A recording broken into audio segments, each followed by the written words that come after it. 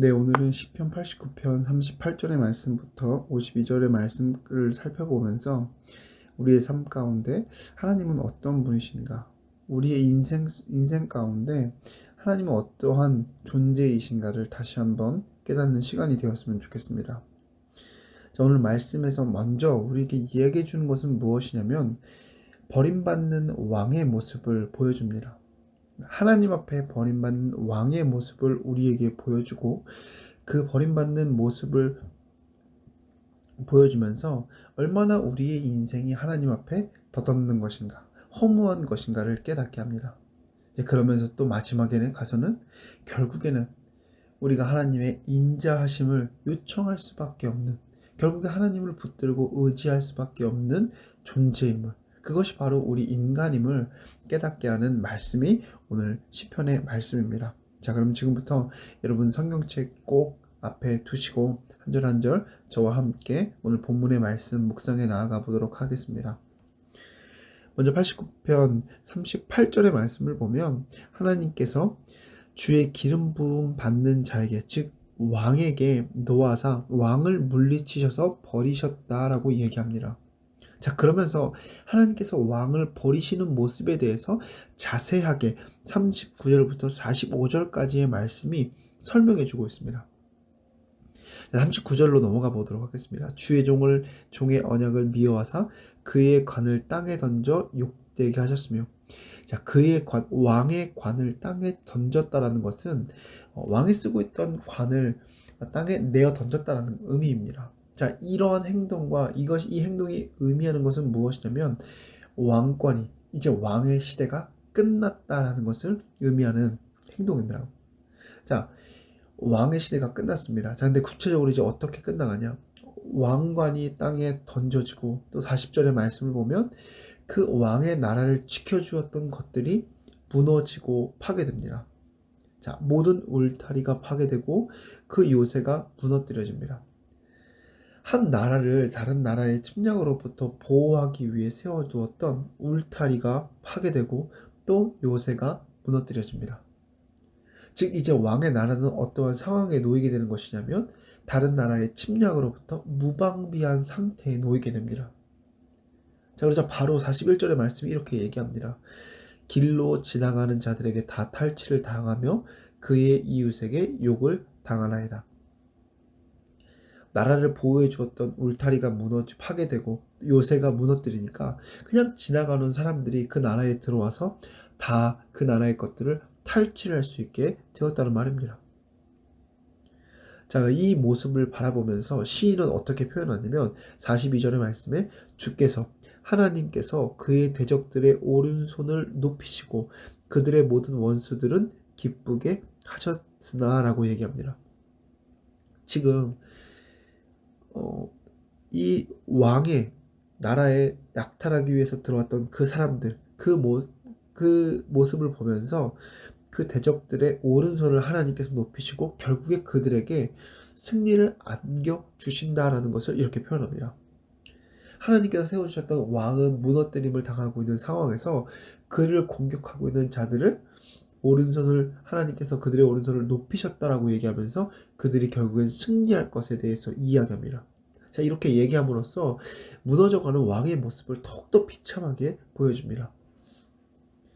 자, 다른 나라의 침략이 지금 행해지고 있으니까 왕이 그것을 방어하기 위해 애써 봅니다. 자, 그런데 어떤 상황에 놓이게 되는가 한번 보시길 바랍니다. 43절의 말씀입니다. 그의 칼날은 둔하게 하사, 지금 다른 나라 사람들이 침략해 들어왔기 때문에 왕은 칼을 들어서 그들을 향해 맞서 싸워야 합니다. 자, 근데 왕의 칼날이 어떻게 됩니까? 둔하게 되었습니다. 칼날이 둔하게 되었다는 것은 그 칼로 다른 침략자들을 뵐 수 있다는 것입니까? 없다는 것입니까? 뵐 수 없다는 것입니다. 결국에 무기로서 칼을 들었지만 그 무기가 무기로서의 역할을 제대로 하지 못한다는 것입니다. 자, 결국에 전쟁에서 무기가 없으니까 버틸 수 있습니까? 없습니까? 없습니다. 그 43절의 후반부에 보면 그가 전장에서 더 이상 버티지 못하게 하셨으며 라고 얘기합니다. 그리고 결국에 그의 나라, 왕의 나라는 어떻게 됩니까?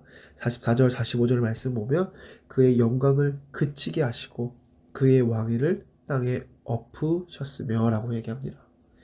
결국 그 나라는 망하게 되고 또 그 나라뿐만 아니라 그의 왕 또한 왕의 영광이 그쳐지고 왕위가 땅에 떨어진다라고 얘기합니다. 그리고 45절의 말씀 그의 젊은 날들을 짧게 하시고 즉 왕의 전성기 가장 힘이 강했던 그 젊은 날들을 짧게 한다는 것은 그의 전성기 힘이 다하고 결국에 그 나라가 끝이 난다는 것을 이야기해 줍니다. 그리고 결국에 이러한 나라의 마음과 왕의 버려짐으로 인하여서 수치로 그 왕이 덮어지게 된다라고 묘사를 합니다. 자, 이렇게 38절부터 45절까지의 말씀은 왕이 무너져가는 모습을 우리에게 보여줍니다. 하나님께서 왕을 무너뜨리는 모습을 우리에게 보여줍니다. 자, 그러면서 46절부터 48절까지의 말씀은 왕이 무너져가는 모습을 바라보면서 이 시편의 시인이 우리의 인생의 허무함과 덧없음을 고백하고 있습니다. 자, 46절의 말씀은 결국에 이러한 왕의 버림받음이 하나님의 노하심, 진노하심으로 인하여서 행해진 것임을 고백합니다. 자, 46절의 말씀입니다. 여호와여 언제까지니이까 스스로 영원히 숨기시리이까 주의 노가 언제까지 불붙듯 하시겠나이까. 결국에 하나님의 진노하심으로 말미암아 이렇게 왕이 버림받고 나라가 망하여 가는 것을 고백합니다. 자, 그러면서 47절 48절에 우리 인생의 허무함, 하나님 앞에 우리의 인생이 얼마나 허무한지를 고백합니다. 47절 나의 때가 얼마나 짧은지 기억하소서. 주께서 모든 사람을 어찌 그리 허무하게 창조하셨는지요. 허무하게 창조했다는 것은 무엇입니까? 하나님의 진노하심 앞에 허무하게 무너져 갈 수밖에 없는 그러한 인생의 임을 강조합니다. 또 48절의 말씀에 누가 살아서 죽음을 보지 아니하고, 여러분 이 세상에 살아가는 모든 사람은 다 죽음을 맞이합니다. 죽음을 맞이하지 않는 사람이 있겠습니까? 없습니다. 자, 이 표현을 오늘 시편의 시인은 48절에 누가 살아서 죽음을 보지 아니합니까? 라고 표현합니다. 자, 그러면서 자기의 영혼을 수월의 건세에서 건지리이까 또 그 수월에 갈 수밖에 없는 그 권세에서 누가 건지겠습니까? 하나님밖에 건져낼 수 있는 분이 없으십니다 라고 얘기하면서 정말 우리의 인생이 하나님 앞에 덧없고 허무할 수밖에 없다라는 것을 강조해주고 있습니다. 자, 여러분 지금까지의 말씀을 정리해보면 왕이 무너져가는 모습을 우리에게 보여줍니다. 그리고 왕이 무너져가는 그 모습을 바라보면서 우리가 하나님 앞에 얼마나 우리의 인생이 덧없고 허무한 것인가를 기억하게 합니다. 자, 그런데 그럼에도 불구하고 우리가 붙들고 의지해야 할 것이 무엇인가? 여러분 그것을 바로 49절, 50절, 51절의 말씀에서 이야기해 줍니다. 결론적으로 말씀드리면 그럼에도 불구하고 우리는 하나님의 인자하심을 바라보아야 하고 하나님을 붙들고 의지해야 된다라고 얘기합니다. 49절 말씀입니다. 주여 주의 성실하심으로 다윗에게 맹세하신 그 전에 인자하심이 어디 있나이까? 하나님 다윗 왕과 약속하셨던 그 하나님의 인자하심이 어디 있습니까? 내가 그 인자하심을 받기를 원합니다 라고 간절히 사모하면서 그 인자하심을 간구하고 있습니다. 그러면서 자신이 받았던 비방들, 다른 이방 사람들로 인하여서 받았던 그 비방들, 하나님의 백성들이 받았던 그 비방을 기억하여 주시옵시고 나를 하나님의 인자하심으로 건져내 주시옵소서라고 간절히 부르짖으면서 오늘 이 시편의 시인은 시를 마무리하고 있습니다. 여러분 우리는 한 나라의 왕이 버림받고 무너져가는 모습을 말씀을 통해 확인해 보았습니다. 그리고 오늘 시편의 시인은 그 왕의 무너져가는 모습을 바라보면서 우리의 인생이 얼마나 하나님 앞에 덧없고 허무한 것인가를 깨닫게 합니다. 그리고 그럼에도 불구하고 우리가 의지할 수밖에 없는 것 바로 하나님밖에 없다라는 것이 오늘 본문의 말씀이 우리에게 이야기해주고 있는 것입니다. 여러분, 우리의 삶 가운데 누구를 의지해야 하는가? 누구를 붙들고 의지하며 살아가야 하는가? 당연히 그 답은 하나님입니다. 오늘 왕이 무너져가는 모습을 우리에게 보여주고 있습니다. 한 나라의 왕입니다. 강한 힘을 가졌고 모든 것을 가졌던 사람이 바로 왕입니다. 여러분, 근데 그 왕도 누구 앞에 무기력하게 무너져 갑니까?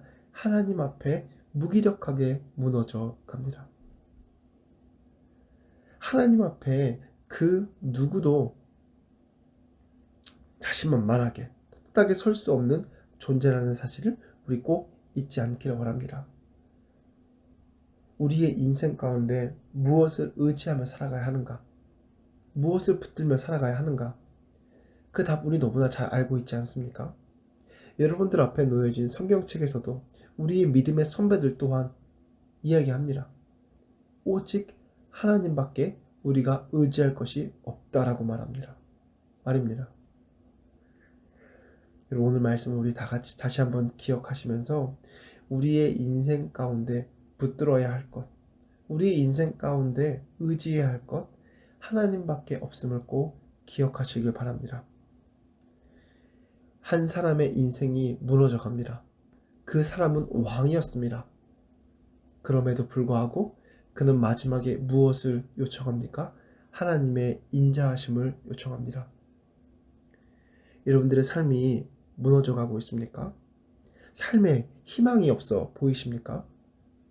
그 가운데 하나님은 우리가 하나님을 바라보길 원하고 계십니다. 우리가 하나님을 바라보고 의지하며 그분께 순종하며 나오는 모습을 보기 원하십니다. 오늘 이 말씀 꼭 기억하시면서 어떤 상황 속에서도 하나님을 붙들고 의지하고 하나님의 인자하심을 바라며 우리의 인생을 하나님께 맡기고 우리의 인생의 주인이 하나님이심을 고백하며 그 고백에 순종하는 삶이 저와 여러분들의 삶이 되기를 주님의 이름으로 간절히 소망합니다. 기도하겠습니다. 하나님, 오늘 말씀을 통해 한 나라의 왕이 무너져가는 모습을 보게 되었습니다. 왕이었습니다. 한 나라에서 가장 강한 힘을 가진 자였고 많은 것을 가진 자였지만 하나님 앞에 무기력하게 당하는 모습을 우리들에게 보여줍니다. 하나님, 이 모습 기억하면서 우리 또한 오직 하나님만 의지하며 살아가야 하는 존재임을 잊지 않게 하여 주시옵소서. 오늘 이 시간 함께하고 있는 사람들에게 희망이 보이지 않고 어렵고 힘든 삶 속에서도 하나님을 꼭 바라보게 하여 주시사 그 상황을 회복시켜 주시고 그 상황 가운데 나를 건져내 주실 분이 하나님밖에 없음을 인정하고 고백하며 그 하나님께 순종하는 삶이 오늘 하루 이 시간 함께하고 있는 모든 사람들의 삶이 될 수 있도록 인도하여 주시옵소서. 이 모든 말씀 예수님의 이름으로 기도합니다. 아멘.